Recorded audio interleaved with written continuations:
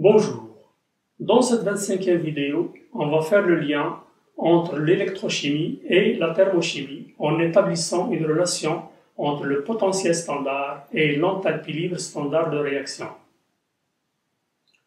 L'intérêt de cette relation sera illustré sur deux exemples de calcul de potentiel standard.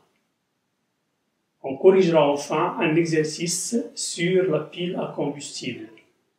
Bismillahirrahmanirrahim. Toujours dans la partie électrochimie, on va voir l'application de ce qu'on avait vu en thermochimie aux réactions d'oxydoréduction. On va commencer par le petit 1, relation entre le potentiel d'électrode et l'enthalpie libre de réaction. Pour cela, on va considérer un couple OX-RED quelconque de demi-réaction OX plus un électron qui donne RED et de potentiel standard E0. Voici l'électrode correspondante de potentiel E, c'est-à-dire son potentiel par rapport à l'électrode normale à hydrogène. Pour cela, on va constituer la pile dans une demi-pile électrode normale à hydrogène et l'autre demi-pile, c'est notre couple considéré OX-RED. On avait vu que cette demi-pile qui fait intervenir le couple H plus H2 de demi-équation H plus un électron qui donne un demi H2 gaz et dont le potentiel standard qui est choisi comme référence des potentiels qui est égal à 0 V. Pour mesurer la différence de potentiel entre les deux électrodes, on branche un voltmètre qui est équivalent à une résistance très grande. Le circuit va donc être parcouru par un courant qui est très faible. La différence de potentiel mesurée par le voltmètre va donc être égale au potentiel E. On va supposer pour simplifier le potentiel E supérieur à 0. Le cas où E est négatif, on va le discuter par la suite. Donc dans ce cas, le I va être positif puisqu'il passe du potentiel le plus grand vers le potentiel le plus petit. Notre électrode va jouer le rôle de cathode et donc il va se produire au niveau de la cathode une réduction. C'est-à-dire cette réaction-là dans le sens direct. C'est le OX en captant un électron qui va se transformer en RED. Par contre, notre électrode normale à hydrogène va jouer le rôle d'anode. Il va donc se produire au niveau de cette électrode une oxydation. C'est-à-dire cette réaction-là, mais dans le sens inverse. C'est le H2 qui va se transformer en H+. Donc la réaction globale qui va être obtenue, c'est la suivante. OX plus N sur 2 H2 qui va donner RED plus NH+. Cette réaction apparaît comme si les charges positives ne sont pas équilibrées. C'est parce qu'on n'a pas fait apparaître les charges positives portées par l'espèce qui joue le rôle d'oxydant. On va maintenant considérer un avancement élémentaire qu'on va noter d'Xi. Pendant cet avancement, il y a un certain nombre d'électrons qui vont traverser le circuit dans ce sens, et donc une charge dQ qui va traverser le circuit. Cette charge va être égale à la charge élémentaire E multipliée par un certain nombre de charges élémentaires, qu'on va noter ici Dn, qui est le nombre de charges élémentaires qui ont traversé le circuit pendant l'avancement élémentaire d'Xi. Le nombre Dn va être égal au nombre d'Avogadro, Na, multiplié par la quantité de matière de charge élémentaire, qu'on va noter ici Dne. Cette charge dQ, on va la considérer en valeur absolue, donc elle va être positive, puisque N, c'est le coefficient stoichiométrique de H+, le Dne, qui correspond au nombre de charges élémentaires, c'est-à-dire au nombre de protons H+, il va donc être égal à N multiplié par Dxi. Dans cette expression, on a deux constantes, la charge élémentaire E et le nombre d'Avogadro Na. On peut donc remplacer le produit de ces deux constantes par une constante qu'on va noter grand F, avec F est égal à E fois Na, c'est-à-dire à la charge élémentaire 1,6 × 10⁻⁹, multiplié par le nombre d'Avogadro qui est égal à 6,02 10 puissance 23. C'est-à-dire 1,6 multiplié par 6,02 multiplié par 10 puissance 4 qui est le résultat de 10 puissance moins 19 multiplié par 10 puissance 23. Coulomb qui est l'unité de la charge, mol moins 1 qui est l'unité de Na. Donc ce grand F est égal à peu près à 96 500 coulomb mol moins 1. C'est ce qu'on appelle la constante de Faraday.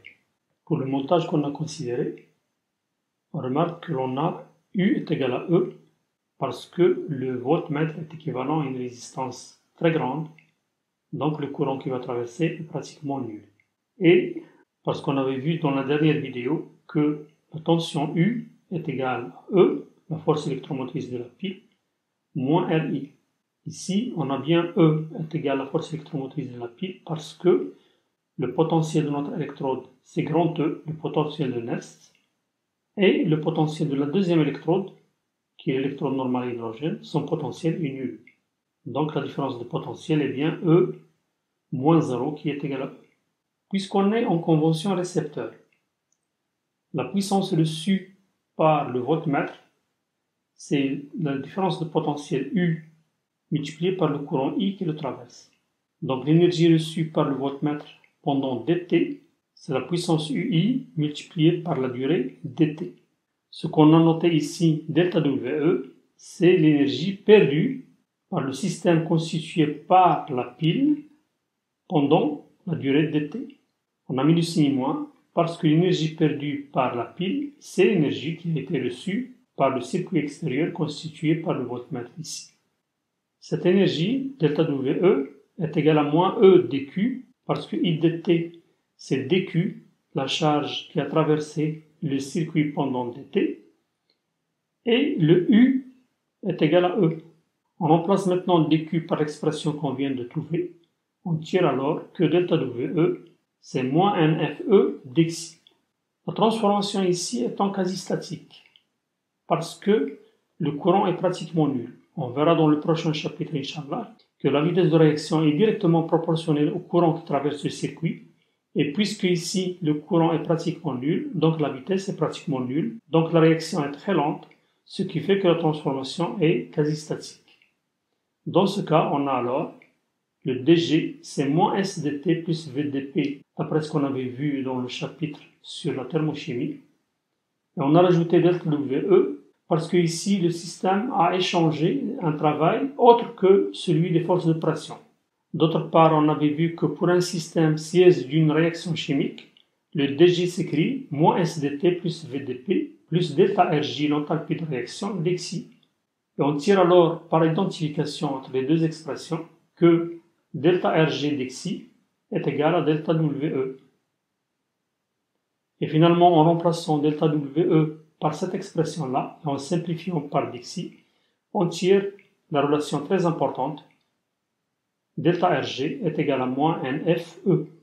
Dans les conditions standards, le delta RG devient delta RG0 et le potentiel devient alors le potentiel standard E0. On tire alors de même l'expression delta RG0 est égal à moins NFE0. Voilà donc deux relations très importantes. On va faire quelques remarques. La première remarque, c'est qu'on a supposé que E est positif. Et on avait dit que pour E positif, le courant est positif. Et on a déduit que la réaction globale, c'est la réaction suivante. On peut vérifier que la réaction se fait bien dans ce sens-là, d'après la relation qu'on vient de trouver. Puisque NF sont tous les deux des constantes positives, le delta RG va être négatif. Et donc l'affinité chimique est positive, puisque l'affinité chimique c'est moins delta RG. On avait vu que lorsque l'affinité chimique est positive, la réaction se fait dans le sens direct. Par contre, dans le cas où E est négative, le courant va s'inverser, donc les réactions vont s'inverser, et la réaction doit se faire dans le sens inverse. On peut là aussi le déduire d'après cette relation-là, puisque pour E négatif, le delta RG va être positif et donc l'affinité chimique va être négative. Et donc la réaction se fait bien dans le sens inverse. La relation delta RG est égale à moins NFE peut être attribuée à la demi-réaction OX plus N électrons qui donne RED. Malgré que c'est une demi-réaction, on peut considérer comme si c'est une réaction à part entière. Parce que la réaction qu'on a obtenue, on l'avait obtenue en ajoutant cette demi-réaction avec la demi-réaction H+, plus un électron qui donne un demi de H2, on a multiplié cette réaction par moins n, c'est-à-dire on a inversé la réaction et on a multiplié par n. Donc le delta RG de la réaction globale va être égal à delta RG de cette demi-réaction-là, moins n fois le delta Rg de la demi-réaction correspondant à H plus H2. Or, d'après cette relation-là, le delta Rg est égal à 0, puisque le potentiel d'électrode de H plus H2 est égal à 0.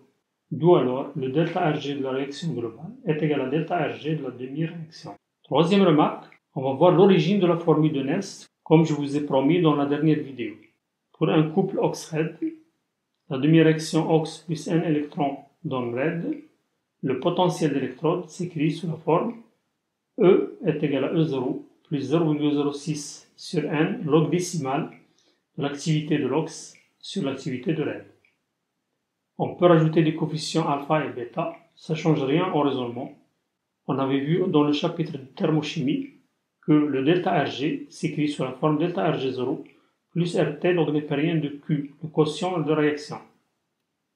Ici, le quotient de réaction, c'est l'activité de RED sur l'activité de l'OX, en considérant que l'activité des électrons est égale à 1, parce que les électrons n'ont pas d'existence réelle à l'état libre. D'après ce qu'on vient de voir, on a remplacé delta Rg par moins NFE et le delta Rg0 par moins NFE0. On divise donc les deux côtés par moins NF et on obtient la relation suivante.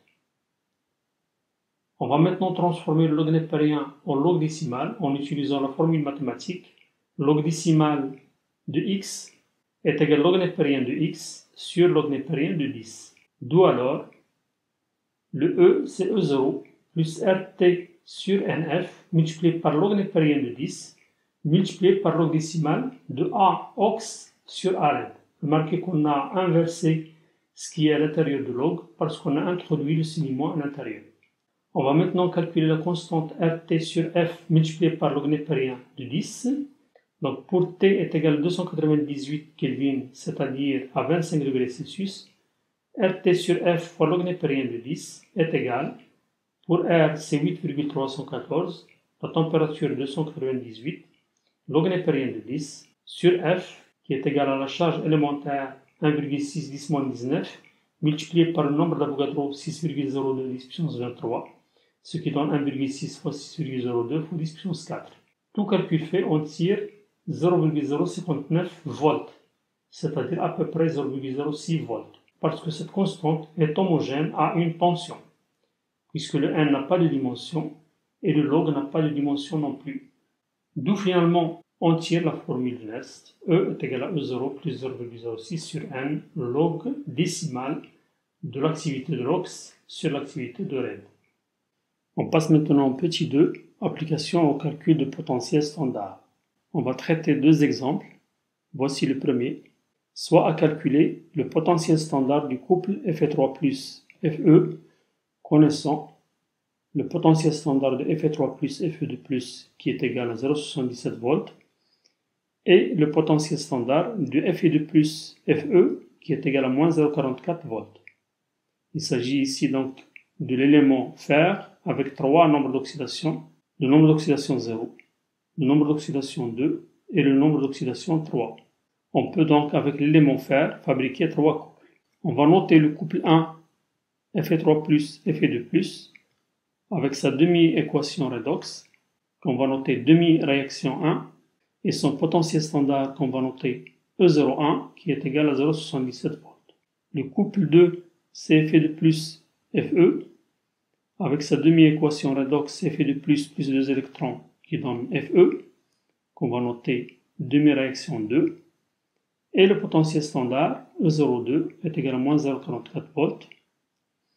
Et enfin le troisième couple Fe3 plus Fe avec la demi-équation redox Fe3 plus 3 électrons qui donne Fe qu'on note la demi-équation 3 et le potentiel standard qu'on note E03 qu'on veut chercher. On remarque sur ces 3 demi-réactions que si on fait la somme des deux premières demi-équations, on obtient la troisième. En effet, l'effet de plus va se simplifier et on a un électron plus 2 électrons qui va donner 3 électrons. Donc on obtient Fe3 plus 3 électrons qui donne Fe. On a donc la demi-équation 3 est égale à la demi-équation 1 plus la demi-équation 2.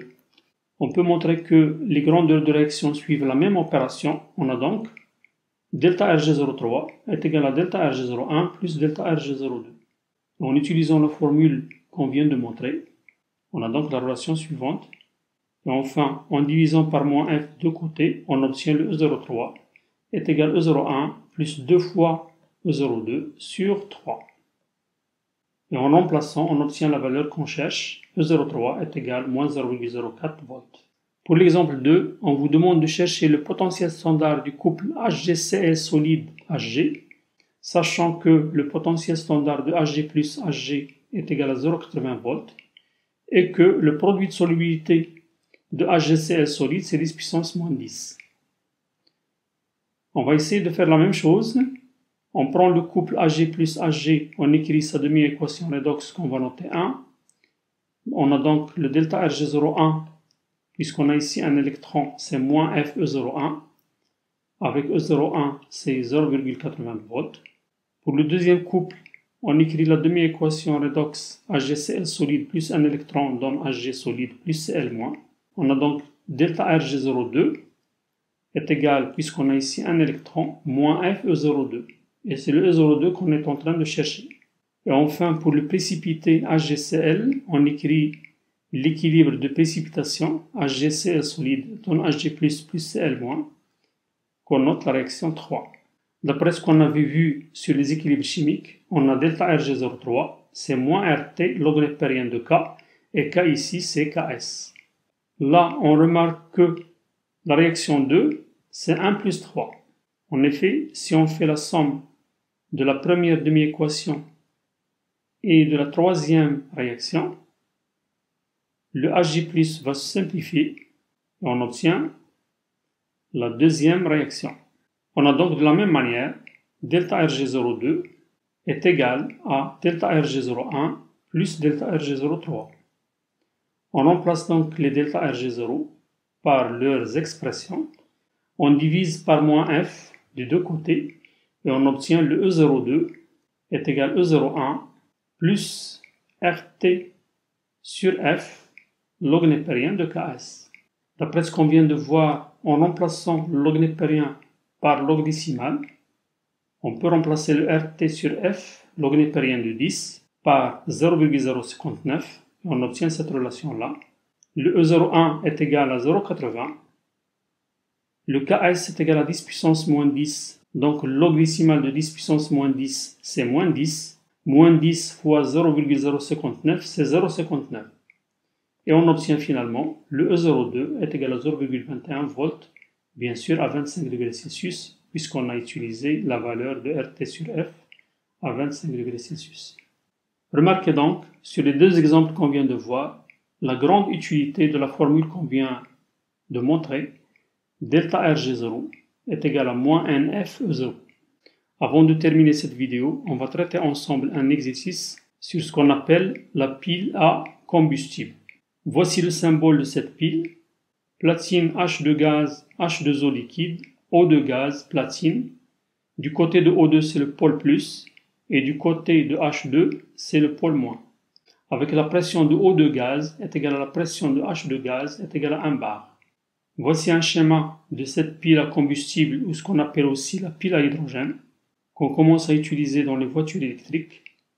On a donc une bouteille d'hydrogène qui donne d'un côté l'hydrogène, de l'autre côté c'est l'oxygène de l'air qu'on va utiliser, et le produit qu'on va obtenir c'est H2O au lieu de CO2, ce qui va constituer un grand intérêt pour l'environnement.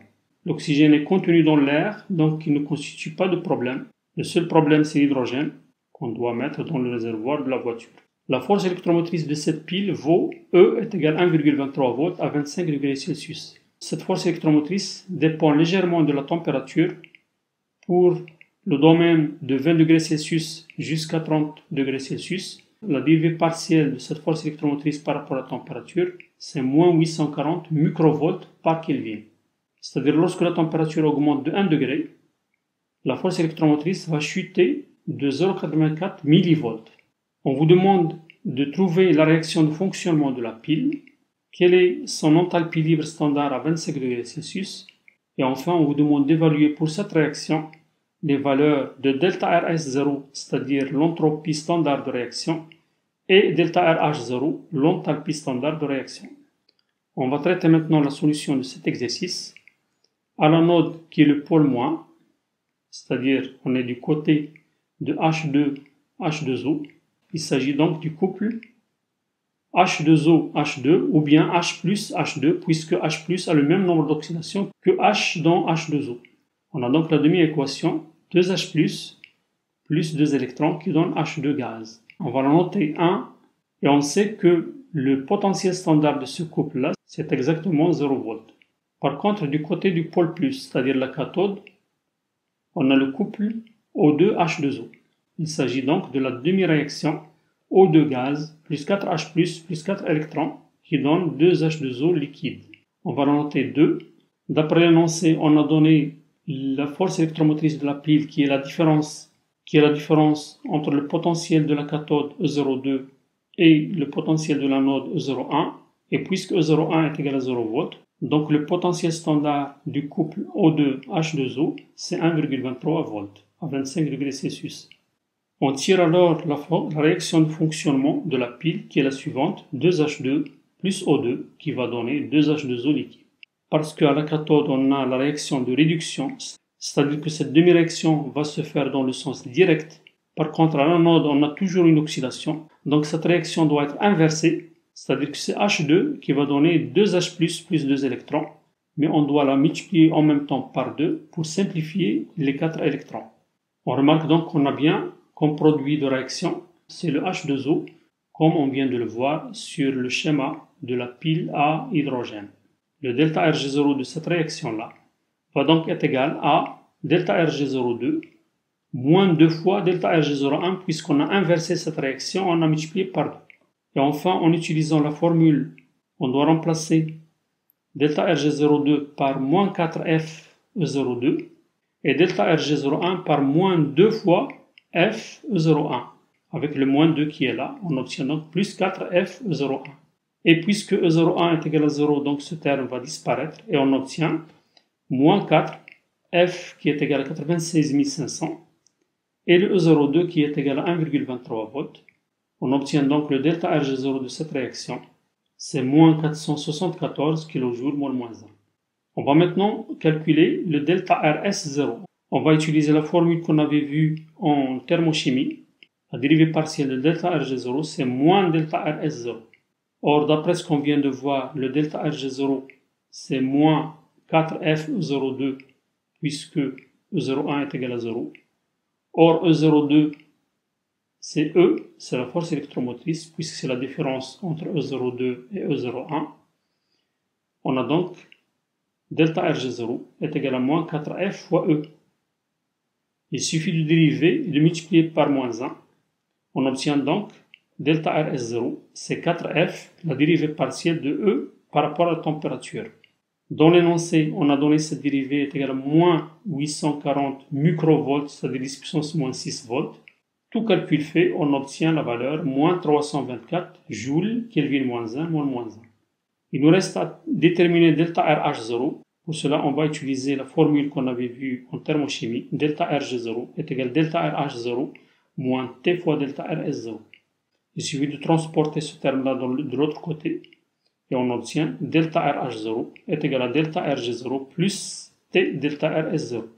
Et enfin, en remplaçant, en faisant attention aux unités, il faut multiplier ici par 10 puissance moins 3 puisque c'est en joules, alors que pour delta Rg0 c'est en kilojoules, pour enfin obtenir le résultat, moins 570 kJ mol moins 1 pour l'enthalpie standard de réaction. Voilà, on est arrivé à la fin de notre vidéo. Si vous avez aimé le contenu de cette vidéo, n'hésitez pas de faire un like, de vous abonner si ce n'est pas encore fait, et de partager. Merci et à la prochaine vidéo, Inch'Allah.